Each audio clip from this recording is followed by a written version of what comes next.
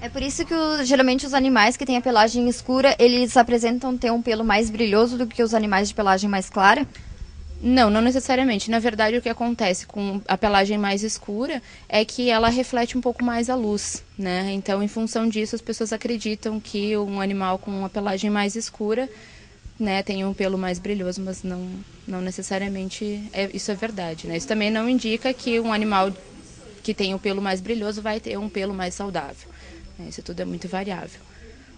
Quantos animais que é propício da raça mesmo, a ausência de pelos no caso, né? Tem algum cuidado que se deve ter em especial com esses animais? E também para as pessoas que escolhem pensando que ela não vai ter alergia ao pelo, porque geralmente as pessoas acreditam que a alergia seja em decorrência do pelo do animal, né? Então, para essas pessoas que escolhem esses animais, tem algum cuidado especial? Qual a diferença deles daqueles que possuem o pelo? Bom, em primeiro lugar, assim, o que acontece? Tem muitas pessoas que têm alergia a gatos, né? Em primeiro lugar, a gente tem que pensar que isso não está muito bem esclarecido até hoje. Não se sabe se é o pelo do animal, se são as células que estão descamando do animal que levam, né, que ocasionam, que dão origem a essa alergia. Se de repente é simplesmente pelo animal acumular também muito pó no meio do seu pelo que pode levar a isso. Então, em princípio, não necessariamente um animal que não tenha tanta cobertura pilosa, né, vai diminuir a probabilidade da pessoa ter uma alergia, tá? Isso aí a gente tem que deixar bem claro, tá? Porque são vários os antígenos que são liberados, né, no ambiente e existe também uma variação do tipo de alergia que as pessoas podem ter aos gatos, especialmente, né? Um cachorro é um pouco mais raro.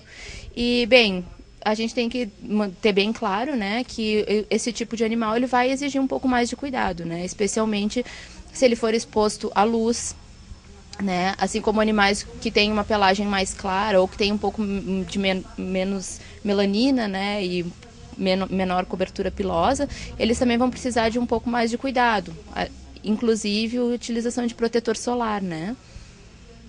E também, claro, esses animais com pouca cobertura, eles podem ter um pouco mais de frio, né? Mas isso também vai ser demonstrado de acordo, né, com o comportamento dele e a maneira dele controlar a sua temperatura. Isso geralmente as pessoas conseguem detectar. Quanto aos cuidados como o banho, quantas vezes é o ideal para cães e gatos? Bem, eu acho que existe um pouco de controvérsia, né, em relação a isso. Para os meus pacientes, eu não costumo indicar uma frequência maior do que 2 semanas, tá? A não ser que o animal esteja sob cuidados terapêuticos, né, esteja tratando algum tipo de doença, tá? Até porque, assim, a partir do momento que a gente dá muito banho no animal, a gente vai tirar toda a proteção que ele tem. E claro que ele vai ficar muito mais suscetível a infecções bacterianas ou a micoses, né, enfim, ele vai perder um pouco da proteção dele, né? E gatos, claro, a gente procura até evitar um pouco menos, evitar mais, né, dar o banho, a frequência não precisa ser tão grande, né? Até porque ele mesmo já se lava bastante, ele já consegue tirar grande parte da sujidade que ele tem no corpo, né? E é muito mais estressante, né, para um animal desses, até pela contenção que você tem que fazer para dar banho num gato. Então, pelo menos, né, uma frequência razoável.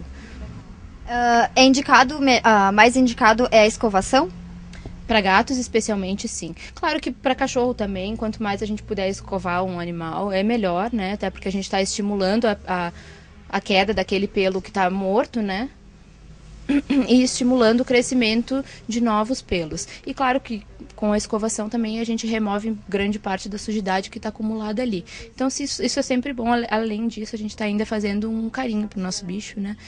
Que isso é bem importante também para eles. Flávia, a tosa, ela deve ser feita quando e em quais casos? Bem, a tosa é bastante indicada também pelo aspecto estético, né? Então tem muitas pessoas que procuram levar o animal para a tosa para que ele fique, né, com uma aparência, né, meio padrão.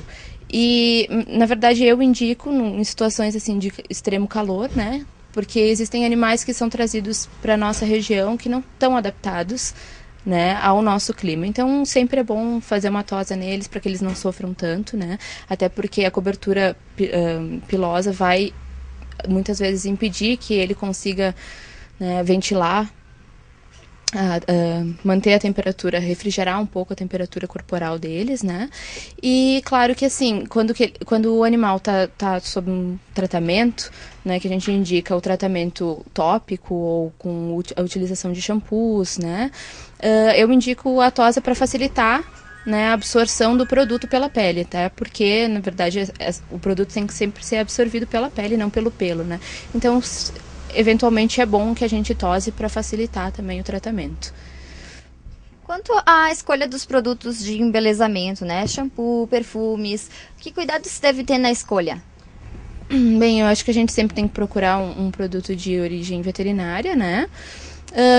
Existem os produtos que são mais indicados. Geralmente o pessoal da pet vai saber indicar melhor o que é mais indicado, mais propício para o seu animal, né? E sempre procurar produtos mais neutros, né? Que obtenham menos perfume, que, aliás, deem menos perfume para o animal, até porque a gente tem que sempre lembrar que eles são muito mais sensíveis, né? Em sentido olfativo, eles sentem muito mais os cheiros, se incomodam muito mais com os cheiros do que a gente. E, claro, a gente tem que pensar também no comportamento instintivo do animal, né? Então, eles se comportam muito ainda com a troca de feromônios, né? Então, a gente sempre tem que evitar que o perfume que ele está utilizando impeça, né, esse comportamento instintivo dele. É basicamente isso, assim. Tá certo, Flávia. Muito obrigada pela tua participação. Gostaria de agradecer o pessoal de casa, então, por nos assistirem. Lembrando que qualquer dúvida também pode entrar em contato pelo nosso e-mail, que a gente vai estar respondendo o mais breve possível. A gente se vê, então, no próximo programa Amigo Bicho. Até lá!